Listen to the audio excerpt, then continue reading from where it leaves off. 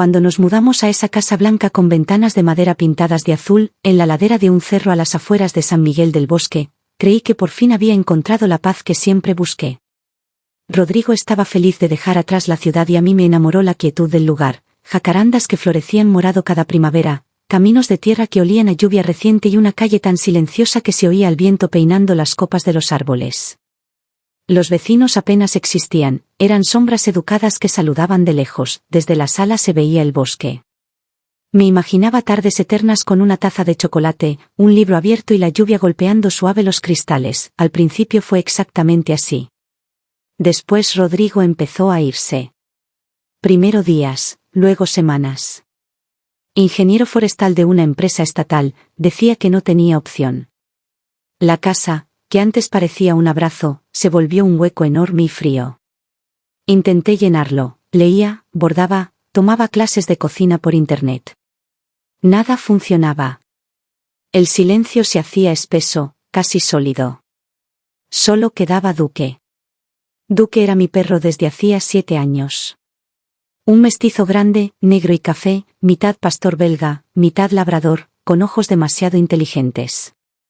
Lo adoptamos cachorro, cuando todavía se tropezaba con sus propias patas. Desde entonces nunca se separó de mí. La noche en que Rodrigo se fue al viaje más largo empezó a llover de verdad, de esa lluvia gruesa que retumba en las láminas del tejado. Me metí en la cama sola y sentí el hueco a mi lado como una boca abierta. No podía dormir. Oí las uñas de Duque sobre la madera. Se acercó despacio y se sentó junto a la cama. Lo miré. En su cara había algo que no era solo instinto, parecía entenderme. Le acaricié la cabeza. Tú sí me entiendes, ¿verdad?, le dije. Él ladeó la cabeza, atento. A partir de ahí todo cambió. Empezó a anticiparse a mis estados de ánimo. Si lloraba en silencio, venía y ponía el hocico en mi rodilla. Si me quedaba horas mirando el bosque sin moverme, se echaba a mis pies como quien monta guardia. Empecé a hablarle solo para que la casa tuviera voz. Rodrigo casi dejó de llamar. Yo dejé de esperar el teléfono. Al llegar, lo primero que buscaba eran los ojos de Duque. Su presencia me anclaba. Una tarde me senté en el sofá con una manta. Él se acomodó a mi lado. Apoyé la mano en su cuello y sentí que el cuerpo se me aflojaba. No era más que costumbre, era necesidad. Esa noche lo miré dormir a mis pies. Su respiración era lo único vivo en la casa.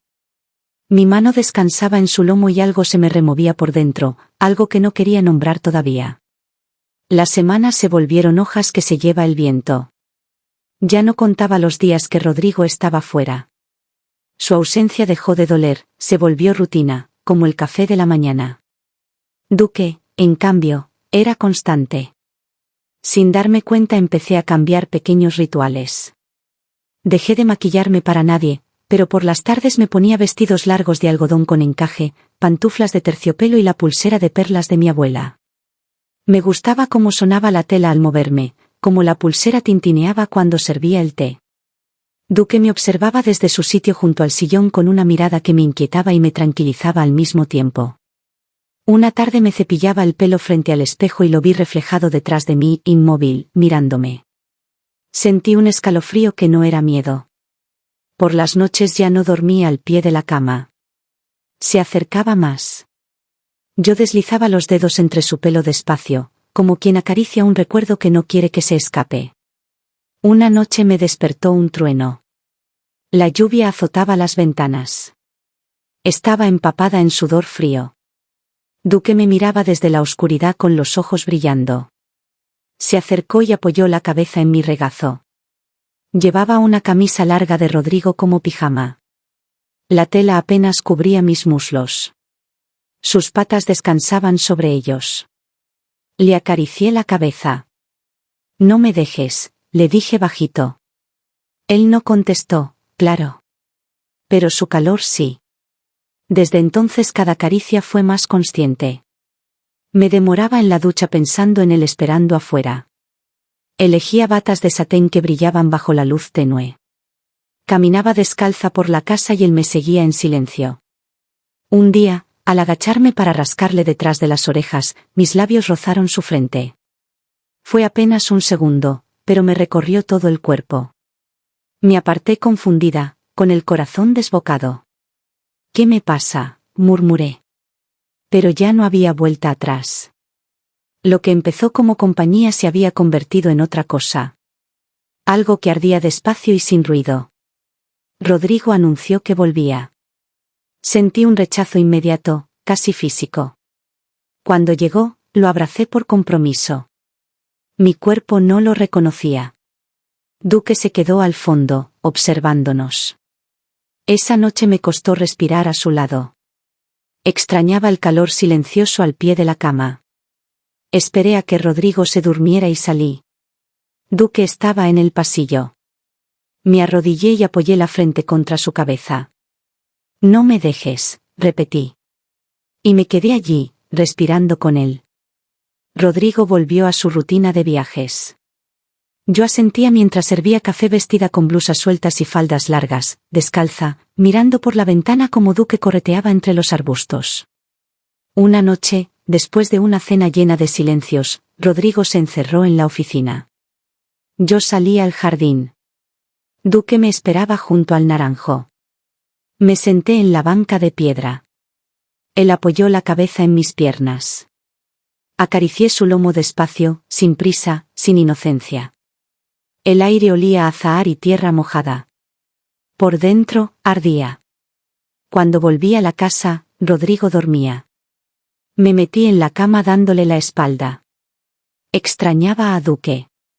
Una madrugada soñé que caminábamos por un sendero dorado. Yo llevaba un vestido blanco muy fino y él iba a mi lado, casi humano. Me tomaba de la mano sin palabras. Desperté sobresaltada. Rodrigo roncaba. Salí descalza y encontré a Duque esperándome. Me abracé a él y lloré sin saber bien por qué. Ya no podía mentirme. Lo que sentía por Duque era una llama constante que me quemaba sin consumirme. Rodrigo se fue otra vez sin avisar. No dejó vacío, dejó espacio. Esa noche me preparé como quien se viste para una cita prohibida. Túnica de gasa verde, nada debajo. El pelo suelto y húmedo. Pies desnudos. Solo una lámpara encendida. Duque estaba en medio de la sala, esperándome. Me senté en el suelo frente a él. Lo acaricié despacio, con la seguridad de quien conoce cada rincón de un cuerpo muy querido. Él no se movió. Solo me miraba. «No sé qué somos», le dije, «pero esto es real». Apoyé la mejilla en su cuello. Sentí su calor atravesarme. Después caminamos juntos hasta el dormitorio. Él se echó al pie de la cama. Yo me acosté con la gasa abierta, la piel expuesta a la oscuridad. Extendí la mano y la dejé sobre su lomo. Dormí en paz por primera vez en años. Los días siguientes fueron suspendidos, fuera del tiempo. Cada gesto se volvió íntimo, casi sagrado. Y entonces Rodrigo volvió sin avisar. Oí la llave en la cerradura y me quedé helada. Duque levantó la cabeza. Me senté en la cama, arreglé el tirante del camisón de encaje y respiré hondo. Rodrigo entró, me miró raro. «¿Estás bien?». No contesté. Esa noche él notó algo distinto. Duque ya no lo miraba igual. Una madrugada no pude dormir y salí al jardín. El rocío era denso. Me senté en la banca. Duque se recostó a mi lado. Lo miré a los ojos. «Si esto es locura, que no tenga fin nunca», susurré. Y supe que ya no había regreso. Pero esa misma noche, mientras yo acariciaba en silencio a Duque en la oscuridad del pasillo, escuché a Rodrigo hablar por teléfono en voz baja detrás de la puerta de la oficina. «Creo que ya no es mía. Hay algo raro con ese perro». No sabía que yo estaba ahí, descalza, temblando, oyéndolo todo. En ese instante entendí que él también lo había visto. Y que lo que había nacido en silencio entre Duque y yo ya no podía esconderse.